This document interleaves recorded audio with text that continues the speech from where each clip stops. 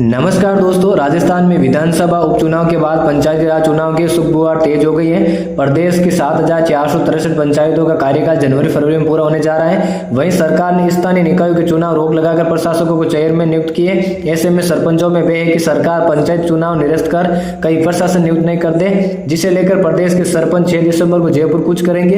प्रदेश भर के सरपंच पंचायत चुनाव टालकर प्रशासक नियुक्त किए जाने को लेकर सरकार का विरोध करने के लिए 6 दिसंबर को जयपुर कूच करेंगे।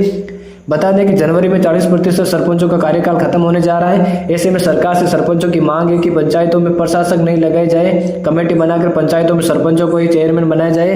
हालांकि सरकार ने पंचायत चुनाव को लेकर तैयारियां शुरू कर दी। निर्वाचन आयोग ने गाँव-गाँव में लोगों का नाम वोटर लिस्ट में जोड़ने का काम तेज कर रखा है। सरपंचों में है कि सरकार चुनाव स्थगित कर प्रशासक नियुक्त कर सकती है, क्योंकि 73वें 74वें संविधान संशोधन में हर 5 साल में चुनाव करवाना अनिवार्य है, जिसे आपात स्थिति को छोड़कर आगे नहीं बढ़ाया जा सकता है। ऐसे में सवाल यह है कि सरकार की ओर से चुनाव टालने के निर्णय को कानूनी रूप कैसे दिया जाएगा।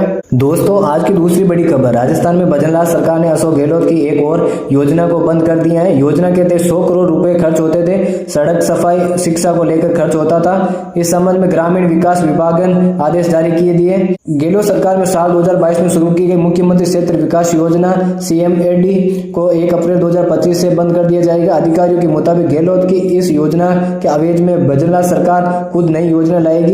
सत्ता में आने के बाद भजनलाल सरकार अब तक करीब 1 दर्जन योजनाएं बंद कर चुकी है, जबकि कई योजनाओं का नाम बदल दिया।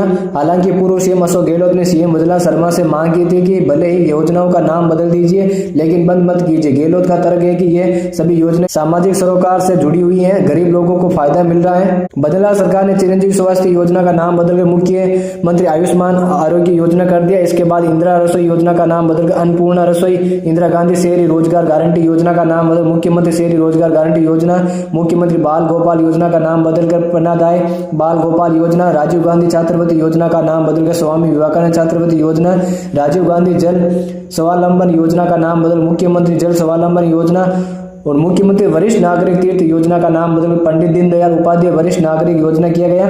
इसके अलावा इंदिरा महिला शक्ति उड़ान, इंदिरा महिला शक्ति जागरूकता शिक्षा कार्यक्रम और इंदिरा महिला बाल विकास शोध संस्थान योजना को मर्ज करके कालीबाई भील संबल योजना नाम रखा। खास बात यह है कि भजनलाल सरकार ने अब तक जिन योजनाओं के नाम बदले, उनमें अधिकतर योजनाओं के नाम पूर्व PM इंदिरा गांधी और राजीव गांधी के नाम पर रखे हुए थे। गहलोत राज में शुरू किए गए अधिकतर योजनाओं का नाम गांधी परिवार से जुड़े हुए थे।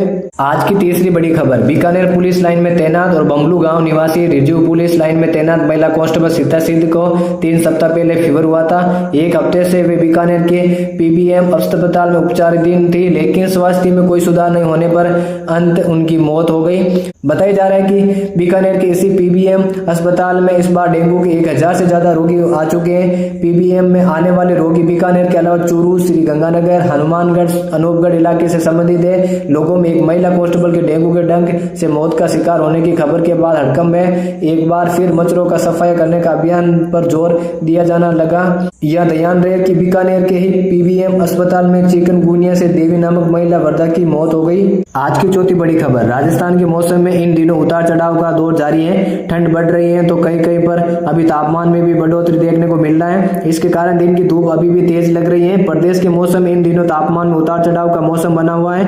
पिछले 3-4 दिन से अलग अलग जिलों के पारे में मामूली उछाल आ रहा है। सोमवार को प्रदेश के 5 शहरों का न्यूनतम तापमान 10 डिग्री सेल्सियस से कम था, जबकि पहले 8, 10 और 12 शहरों का तापमान 10 डिग्री से नीचे था।